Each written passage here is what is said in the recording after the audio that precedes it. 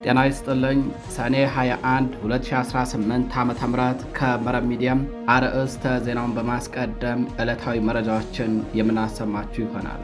በመቄት ግንባር ፋኖ በወሰደው የቆረጣ እርምጃ 42 የአገዛዙ ወታደሮች ሲገደሉ 37 ወታደሮችና 2 ከፍተኛ የጦር መኮንኖች በጽኑ መቁሰላቸው ታወቀም። በአካባቢው የተሰማራው የጥላት ኃይል በፋኖ የውጊያ ስልት ተከቦ በትንትኑ የወጣ ሲሆን 2 የጥላት አመራር የጦር መኮንኖች በፋኖ አፈሙዝ መመታታቸውን ተከትሎም የሰራዊቱ የትዕዛዝ ሰንሰለት ሙሉ በሙሉ መበጣጠሱ ተሰምቷል። ይህ ድል የጥላትን የመከላከል አቅም በማንኮላሸት የፋኖን የማይበገር ኃይል ያረጋገጠ ሆኖ ተመዝግቧል። መረጃውን በዝርዝር አጠናቅረነዋል፣ ታደምጡታላችሁ። በሌላኛው መረጃችን ቴዎድሮስ ዕዝ ከአባት አርበኞች ጋር ጥብቅ ውይይት በማካሄድ የህልውና ትግሉን ወደ አዲስ ምዕራፍ ያሸጋገረ ስራ መስራቱ ታውቋል። በነብሴና በቢቡኝ ወረዳዎች የጥላትን የሰኔ ዘመቻ ወደ ለቅሶ ዘመቻ ለመቀየር ቃል የገቡት አርበኞቹም ከፋኖ ጋር በመተባበር የህልውና ትግሉን የመጨረሻ ግብ ለመምታት ዝግጁነታቸውን በይፋ አውጀዋል። የብልጽግናን የጥፋት እቅድ ለማክሸፍና ህዝባዊ አስተዳደር ለማጠናከር ወሳኝ ውይይቶችን ያደረገው ቴዎድሮስ ዕዝ አርበኞቹንና መላውን ህዝብ በማቀናጀት የነጻነት ትግሉን ወደማይቀለበስ የድል ምዕራፍ እያሸጋገረ ይገኛል። መረጃውን ታደምጡታላችሁ። በሌላኛው መረጃችን የብልጽግናው አገዛዝ በህፃናት ላይ የፈጸመው አረመኔያዊ ድርጊት ተጋለጠ። የተባበሩት መንግስታት ድርጅት ባወጣው የቅርብ ጊዜ ሪፖርት የኢትዮጵያ መከላከያ ሰራዊትና ተላላኪዎቹ በንጹሐን ህፃናት ላይ ከ130 በላይ ከባድ የሰብአዊ መብት ጥሰቶችን መፈጸማቸውን አጋልጧል። አገዛዙ በትምህርት ቤቶች፣ በሆስፒታሎችና በህፃናት ህይወት ላይ የከፈተው ይህ ዘመቻም የገዳዩን ቡድን እውነተኛ ገጽታ በዓለም አደባባይ ያጋለጠም አሳፋሪ የጥፋት መዝገብ ነው ተብሏል። መረጃውን ታደምጡታላችሁ። የተከበራችሁ አድማጭ ተመልካቾቻችን እነዚህንና ሌሎች የዛሬ ሰኔ 21 2018 ዓ.ም ዕለታዊ መረጃዎችን አጠናቅረን ይዘን ቀርበናል። አብራችሁን ቆዩ።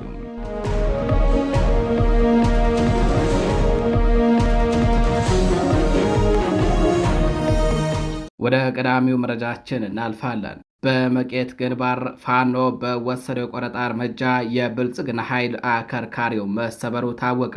በመቄት ግንባር 79 የአገዛዙ ወታደሮች ሲደመሰሱ የጥላት ከባድ መሳሪያዎች የፋኖን ጥቃት መመከት ሳይችሉ ቀርተው የተፍረከረኩበትና ጥላትም የተሽመደመደበት ሁኔታ ታይቷል ተብሏል። በመቄት ግንባር ቁራንበሳ ተብሎ በሚጠራው አካባቢ በተደረገው ተጋድሎ የጥላት ኃይል አከርካሪው ተሰብሯል። በአማራ ፋኖ ብሔራዊ ንቅናቄ ምኒልክ ዕዝ 106ኛ ኮር የ22ኛ ክፍለ ጦር አርበኞች ከመድፍና ፔምፔ ጀምሮ ከባባድ የጦር መሳሪያ ታጥቆ በገጠማቸው የጥላት ጦር ላይ ልዩ የውጊያ ቴክኒክና ታክቲክ ተጠቅመው በማሽመድመድ ብትንትኑን አውጥተው ድል ተቀዳጅተዋል። ከፍላቄት ወደ ጋሸና ሲንደረደር የነበረ አገዛዙ ኃይል በፋኖ መብረቃዊ ጥቃት የቁም ቅዠት ውስጥ ወድቆ ተፍረክርኳል። መነሻውን ከፍላቄት አድርጎም ወደ ጋሸና አቅጣጫ ሲጓዝ የነበረ የብልጽግናው ሰራዊት ነው ቁራንበሳ ተብሎ በሚጠራው አካባቢ በ22ኛ ክፍለ ጦር አርበኞች ቀለበት ውስጥ ወድቆ የጥቃት ዶፍ የወረደበትም። ጠላት ታጥቆት የነበረው ተጎታች መድፍ፣ ብረት ለበስ ታንክና ድሽቃ ከወደ ፋኖ የተሰነዘረበትን ጥቃት ሳይመክትለት ቀርቶ ኪሳራና ውርደትን ከእግር ጥፍሩ እስከ ራስ ጸጉሩ ተከናንበዋል። አርበኞቹ የጠላትን ሰራዊት እግረኛና ተሽከርካሪ ሳይቀር እንዲሽመደመድ ያደረገም የተቀናጀ የከበባ ስልት ነው የወሰዱትም። የፋኖ የቆረጣ ማጥቃትና የውጊያ ፍጥነት ከጀግንነት ጋር በታየበት በዚህ ተጋድሎም 42 የጠላት ወታደሮች ሲገደሉ 37 ወታደሮች ደግሞ ከቀላል እስከ ጽኑ ቁስለኛ ሆነው ከውጊያ ስምሪት ውጭ ተደርገዋል።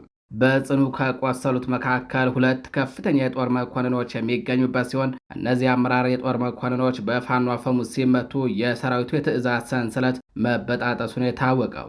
ከፋኖ ማጥቃት አንጻር የጠላት ከባባድ መሳሪያዎችና የሰው ኃይሉ ትርጉም ባጣበት በዚህ ተጋድሎ በርካታ ክላሽንኮቭ መሳሪያዎች፣ 531 የክላሽ ተተኳሽ፣ 301 የብሬን ተተኳሽ፣ ከ17 በላይ ቦምቦችና 9 የወገብ ትጥቆች በፋኖ እጅ ገብተዋል።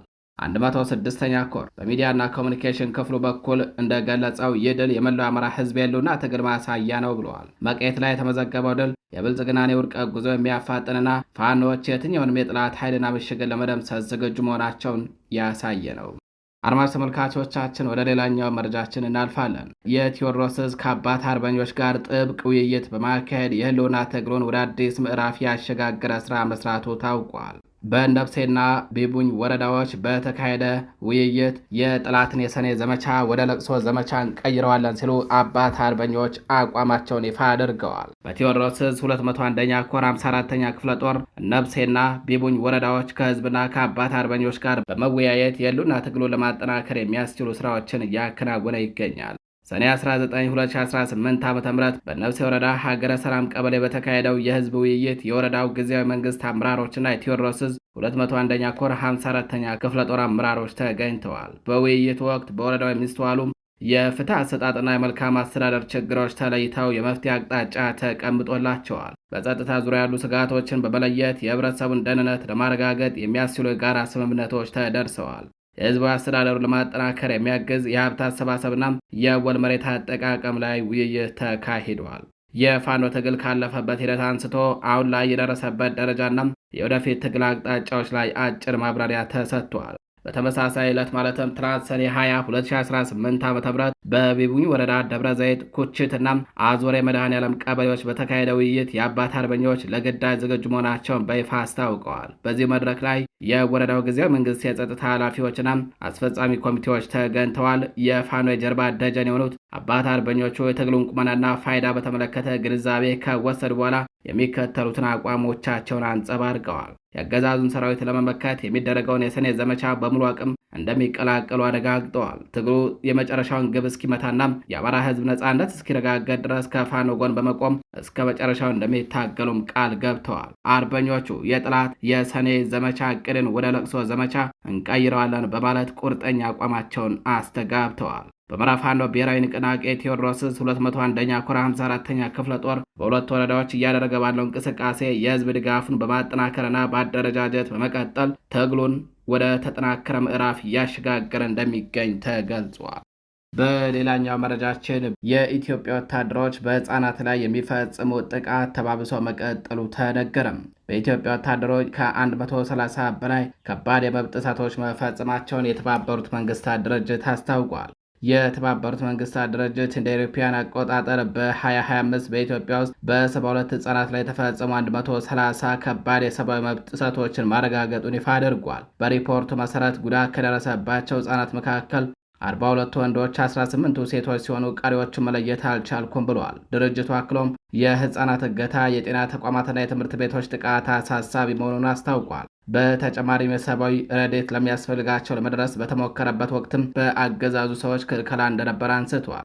ባለፈው ሳምንት ይፋ የተደረገው ሪፖርት እንደሚያሳየው ከሆነ በአጠቃላይ 45 ህጻናት ሲገደሉ 22ቱ ደግሞ የአካል ጉዳት ደርሶባቸዋል። ለዚህም የሀገሪቱ መከላከያ ሰራዊት 24፣ የትግራይ ፖሊስ 4፣ የኦሮሞ ነጻነት ጦር 1 እንዲሁም 16 ህጻናት ደግሞ ማንነታቸው ባልታወቀ ታጣቂዎች ጥቃት እንደተፈጸመባቸው አመልክቷል። ለድርጊቱም ተጠያቂ መሆናቸውን ገልጿል። እንደ ሪፖርቱ ከሆነም በቀጥታ ጥቃት የተፈጸመባቸው 30 ናቸው። 10ሩ ደግሞ ፍንዳታ ባስከተሉ ቁሶች እንዲሁም 5 ህጻናት ደግሞ ጉዳት የደረሰባቸው በተኩስ ልውውጥ ምክንያት መሆኑን አንስቷል። የተባበሩት መንግስታት በ7 ሴት ህጻናት ላይ የጾታ ጥቃት መፈጸሙን አረጋግጫለሁ ብለዋል።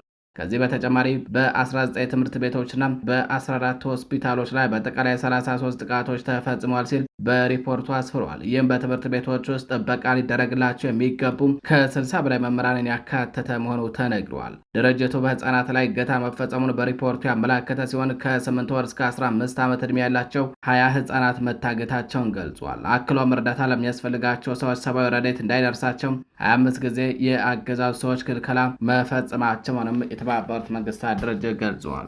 የተባበሩት መንግስታት ድርጅት ዋና ጸሐፊ በተወሰኑ ክልሎች ባለው ውጥረት ሳቢያም በህፃናት ላይ የደረሰ ያለው ግድያ፣ አፈና፣ የአካል ማጉደል፣ እገታና በትምህርት ቤቶችና በሆስፒታሎች የከባድ መሳሪያ ድብደባ ጭምር የሚፈጸሙ ጥቃቶች አሁንም አሳሳቢ ናቸው ሲል ገልጿል። የተከበራቸው አድማጭ ተመልካቾቻችን መረጃዎቻችን እንደቀጠሉ ናቸው። ወደ ሌላኛው መረጃችን እናልፋለን። የአሜሪካው ኮንግረስ አባል ብራንድ ሸርማን የትራምፕ አስተዳደር በህወሓት አመራሮች ላይ የጣለውን የቪዛ እገዳ አሳዛኝ ሲሉ በመተቸት በኢትዮጵያም ዘላቂ ሰላም ለማምጣት በግጭቱ ከሚሳተፉ ሁሉም አካላት ጋር ውይይት ማድረግ እንደሚያስፈልግ አሳሰቡም። የኮንግረስ አባሉ በኤክስ ማህበራዊ ትስስር ገጻቸው ባሰፈሩት መልእክት የትራምፕ አስተዳደር በህወሓት አመራሮች ላይ የቪዛ እገዳን ለመጣል የወሰነው ውሳኔ አሳዛኝ ነው ብለዋል። አክለውም በኢትዮጵያ እውነተኛ ሰላም ፈላጊ የሆኑ አካላት እርቅና ሰላም ለማምጣት በግጭት ውስጥ ካሉ ሁሉም ወገኖች ጋር አብረው ሊሰሩ እንደሚገባም ገልጸዋል። በኢትዮጵያ ጉዳዮች ላይ በተደጋጋሚ አስተያየት በመስጠት የሚታወቁት የካሊፎርኒያው ዲሞክራት ብራንድ ሸርማን ይህንን ያሉት የትራምፕ አስተዳደር በኢትዮጵያ ሰላምና መረጋጋትን በማደፍረስ ተጠያቂ ናቸው ባላቸው የተወሰኑ የህወሓት አመራሮች ላይ የቪዛ እገዳ መጣሉን ተከትሎ ነው። የኮንግረስ አባሉ ትችት የአስተዳደሩን ውሳኔ በአደባባይ በመቃወም ከተሰሙት የመጀመሪያዎቹም የአሜሪካን ኮንግረስ አባላት አስተያየቶች አንዱ ነው። የአሜሪካ የውጭ ጉዳይ ሚኒስትር ማርኮ ሮቢዮ ጁን 18 2026 ይፋ እንዳደረጉት ይህ የቪዛ እገዳ የሰላም ስምምነቱን በማደናቀፍ ተጠያቂ በሆኑ አክራሪ የህወሓት አመራሮችና የቅርብ ቤተሰብ አባሎቻቸው ላይ ያነጣጠረ ነው። የአሜሪካ ባለስልጣናት ይህ እርምጃ የፕሪቶሪያውን የሰላም ስምምነት ትግበራ ለመደገፍ ተጠያቂነትን ለማስፋንና በሰሜን ኢትዮጵያ ዳግም ግጭት ሊቀሰቀስ የሚችሉ ድርጊቶችን ለማስቆም ያለመ መሆኑን ገልጸዋል። ይህ የአሜሪካን ውሳኔ የተለያየ ምላሽ እያስተናገደ ይገኛል። ጁን 24 የትግራይ ዲፕሎማሲያዊ የጥብቅና ምክር ቤት አውሮፓ እርምጃው አንድ ወገን ብቻ የነጠለ መሆኑን በመግለጽ አሜሪካ ውሳኔዋ እንድትበረብርና እንድትሰርዝ ጠይቋል። ምክር ቤቱ ለውጭ ጉዳይ ሚኒስትር ማርኮ ሩቢዮ ጻፈው ደብዳቤም ዋሽንግተን ተጠያቂነትን በግጭቱ ውስጥ በተሳተፉ ሁሉም አካላት ላይ በእኩልነት እንድታሰፍን አሳስበዋል። በሌላ በኩል ውሳኔውን ወዲያውን ውድቅ ያደረገው ህወሓት የፌዴራል መንግስቱ የፕሪቶሪያውን ስምምነት ሙሉ በሙሉ አለመተግበሩን አሜሪካ ችላ ብላለች ሲል ከሷል። አድማጭ ተመልካቾቻችን ወደ ሌላኛው መረጃችን እናልፋለን። በደቡብ አፍሪካ መጤ ጠል ቡድኖች የሰጡት ቀነ ገደብ መቃረቡ ከፍተኛ ስጋት ፈጠረ። በደቡብ አፍሪካም ማርች እንደ ማርች የተሰኘውን ጨምሮ የተለያዩ መጤ ጠል ቡድኖች የሌሎች አፍሪካ ሀገራት ዜጎች እስከ ሰኔ 23 ድረስ ሀገሪቱ ለቀው እንዲወጡ ያስቀመጡት ቀነ ገደብ መቃረቡን ተከትሎ ስጋት መበርታቱ ተሰምቷል። በአሁኑ ወቅት ቡድኖቹ በተለያዩ ከተሞች ትላላቅ ሰልፎች ለማድረግ እየተዘጋጁ ሲሆን ፖሊስና የጸጥታ አካላትም ሁኔታውን ለመቆጣጠር በዝግጅት ላይ መሆናቸው ታውቋል። ይሁን እንጂ ሰልፈኞቹ የጦር መሳሪያዎችን ሊታጠቁ ስለሚችሉም እንደ አውሮፓውያን አቆጣጠር በ2008 የተከሰተው አይነት መጠነ ሰፊ ጥቃት ሊደገም ይችላል የሚል ከፍተኛ ስጋት መኖሩን መቀመጫውን ፕሪቶሪያ ያደረገው የጸጥታ ጥናት ተቋም ገልጿል። ተቋሙ አክሎም እስካሁን ባለው አመፅ ቢያንስ 3 ሰዎች ህይወት ማለፉን ጠቅሶ በራሳቸው በጸጥታ አስከባሪዎች ውስጥ መጤ ጠሎችን የሚደግፉ ሊኖሩ ስለሚችሉም ጥብቅ ጥንቃቄ እንዲደረግ አሳስበዋል። በአሁኑ ወቅት በደቡብ አፍሪካ 2.4 ሚሊዮን እስከ 3 ሚሊዮን የሚጠጉ የውጭ ሀገራት ዜጎች እንደሚኖሩ ይገመታል። በሌላኛው መረጃችን ኢቦላ በፈረንሳይ ከተገኘ በኋላ በዓለም አቀፍ ደረጃ የስጋት መጠኑ ዝቅተኛ ነው ሲል የዓለም ጤና ድርጅት አስታወቀም። ዲሞክራቲክ ሪፐብሊክ ኮንጎን ያጠቃው የኢቦላ ወረርሽኝ በዓለም አቀፍ ደረጃ ያለው ስጋት መጠን ዝቅተኛ ነው ሲል የዓለም የጤና ድርጅት ገልጿል። እስካሁን በአፍሪካ ብቻ ይሰማ የነበረው ወረርሽኛው ላይ በፈረንሳይ መገኘቱም ተሰምቷል። ድርጅቱ ይህንን ያስታወቀው ፈረንሳይ በግዛቷ በኢቦላ የተጠቃ ግለሰብ ማግኘቷን ካረጋገጠች በኋላ ነው። በበሽታው የተጠቃው ፈረንሳዊ ከዲሞክራቲክ ሪፐብሊክ ኮንጎ የተመለሰ ሐኪም መሆኑ ተገልጿል። ኮንጎ በዚህ ወቅት በወረርሽኙ ሕይወታቸውን የተነጠቁ ሰዎች የተመዘገቡባት ሲሆን ከወረርሽኙ ለማገገም እየታገለች እንደምትገኝም ተገልጿል። በፈረንሳይ የተገኘው የኢቦላ ተጠቂ ከአፍሪካ ሀገራት ውጭ የተረጋገጠ የመጀመሪያው ነው ተብሏል። የዓለም የጤና ድርጅት ዋና ዳይሬክተር ቴዎድሮስ አድሃኖም በፈረንሳይ እስካሁን በተገኘው የመጀመሪያው ተጠቂ ከልክ ያለፈ ምላሽ እንዳይሰጥ አስጠንቅቀዋል።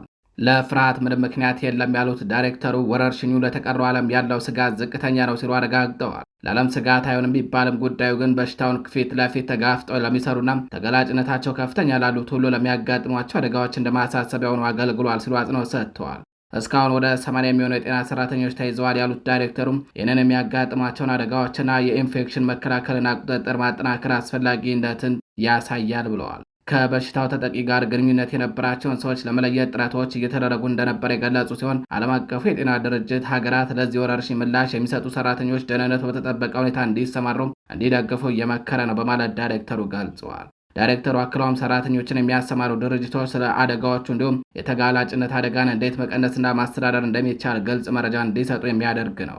በኮንጎ ኤቦላ ወረርሽኝ ለ17ኛ ጊዜ ባለፈው ወር ተከስቷል። የማዕድን ባለጸጋዋ ነገር ግን በታጣቂ ቡድኖች በምትሰቃየው በምስራቃዊ ኮንጎ ኢቱር ግዛት በርካታ ያልተገለጹ ሞቶች ተመዝግበዋል። የቅርብ ጊዜ ይፋዊ አሃዞች እንደሚያሳዩት ከሆነም 1000 በላይ በበሽታዎች የተያዙ ሰዎች ሲመዘገቡ ከነዚህ ውስጥ 267 ህይወታቸውን ያጡ ናቸው። ድርጅቱ የኢቦላ የጤና ስጋት ደረጃ ለኮንጎ ሕዝብ በጣም ከፍተኛ ሲል የመደበው ሲሆን ለኡጋንዳና ለሌሎች ከኮንጎ ጋር ድንበር ለሚጋሩ ሀገራት ደግሞ ከፍተኛ እንዲሁም ለተቀረው ዓለም ዝቅተኛ እንደሆነ መገምገሙን አስታውቋል። ዶክተር ቴዎድሮስ በፈረንሳይ የተመዘገበው ተጠቂ በተገቢው ሁኔታ እንዲታይ ጥሪ አቅርበዋል። ባለፈው ግማሽ ምዕተ ዓመት ውስጥ በአፍሪካ በሺዎች የሚቆጠሩ በኢቦላ የተያዙ ግለሰቦች ቢመዘገቡም ከአፍሪካ ውጭ በበሽታው የተያዙ ሰዎች ቁጥር ግን ከ30 ያነሰ መሆኑን ገልጸዋል። በተያያዘ ዜና ደቡብ ሱዳን በኢቦላ ወረርሽኝ የመጠቃት ዕድሏ 70 በመቶ መሆኑ ተገልጿል። የኢትዮጵያ ጎረቤት የሆነችው ደቡብ ሱዳን በዲሞክራቲክ ሪፐብሊክ ኮንጎ ከተቀሰቀሰው የኢቦላ ወረርሽኝ ጋር ተያይዘውም ለከፍተኛ አደጋ መጋለጧን የዓለም የጤና ድርጅት ያደረገው አዲስ ጥናት አስታውቋል። ዘላንሴት በተባለው እውቅ የሕክምና መጽሔት ላይ በወጣው የጥናት ውጤት መሰረት ቡንዲ ቡጊዮ የተባለው የኢቦላ ቫይረስ ዝርያ ወደ ደቡብ ሱዳን የመግባት ዕድሉ 70 በመቶ እንደሚሆን ተመራማሪዎቹ ገልጸዋል። ይህም ሀገሪቱን አስቀድሞ ወረርሽኙ ከተከሰተባት ኡጋንዳ ቀጥሎ ከፍተኛ አደጋ የተጋረጠባት ሁለተኛው ሀገር ያደርጋታል። በኡጋንዳ እስካሁን በቫይረሱ የተያዙ 20 ሰዎች የተመዘገቡ ሲሆን የ2 ሰዎች ሕይወት አልፈዋል። ተመራማሪዎች የደቡብ ሱዳንን ከፍተኛ ተጋላጭነት ከሀገሪቱ ደካማ የሕዝብ ጤና ጥበቃ ስርዓት ጋር እያያያዙ ሲሆን በተለይም በበሽታው የተጠቁ ሰዎችን በአግባቡ ከመያዝ፣ የታማሚዎችን ንክኪ ተከታትሎ ከመለየት፣ የኢንፌክሽን መከላከያ ስርዓቶችን ከመተግበር እንዲሁም በድንበር አካባቢ ከሚደረግ የበሽታ ቁጥጥር አንጻር ያሉ የጎላ ጉድለቶችን በዋና ምክንያትነት ጠቅሷቸዋል። ይህ ጥናት ከደቡብ ሱዳን ጋር የረዥም ድንበር የምትጋራው በሀገሪቱ ካለው ግጭትና አለመረጋጋት የሚሸሹ ሰዎችን ለዓመታት ለምታስተናግደው ኢትዮጵያ አስጊ መሆኑን አሳስበዋል። በአሁኑ ወቅት በኢትዮጵያ ጋምቤላ ክልል አብዛኞቹ ከደቡብ ሱዳን የመጡ ወደ 450 ሺህ የሚጠጉ ስደተኞች ይገኛሉ። በዚህ ሳምንት የመጀመሪያ ላይ የተባበሩት መንግስታት ድርጅት ስደተኞች ከፍተኛ ኮሚሽን በደቡብ ሱዳን ካለው አሳሳቢ የሰብአዊና የጸጥታ ሁኔታ በመሸሽ ዘንድሮ ተጨማሪ 100 ሺህ ያህል ስደተኞችና ጥገኝነት ጠያቂ ወደ ኢትዮጵያ ይገባሉ ብሎ እንደሚጠበቅ ያስታወቀ ሲሆን ይህም ድንበር ተሻጋሪ የሕዝብ ጤና ዝግጁነትን ማጠናከር ምን ያህል አስፈላጊ መሆኑን አሳስበዋል። የዓለም የጤና ድርጅት ጥናት እንደሚያሳየው ሩዋንዳና ቡሩንዲ ከደቡብ ሱዳን ጋር ሲነጻጸሩ በአሁኑ ወቅት በኢቦላ ወረርሽኝ የመጠቃት ዕድላቸው ዝቅተኛ መሆኑም ተገልጿል። አድማጭ ተመልካቾቻችን ለዛሬ ሰኔ 21 2018 ዓ.ም ይዘናቸው የነበሩት ዕለታዊ መረጃዎቻችን እንደዚህ ይመስላሉ። በሌሎች አዳዲስ መረጃዎች እስከምንገናኝ ቸር ቆዩ።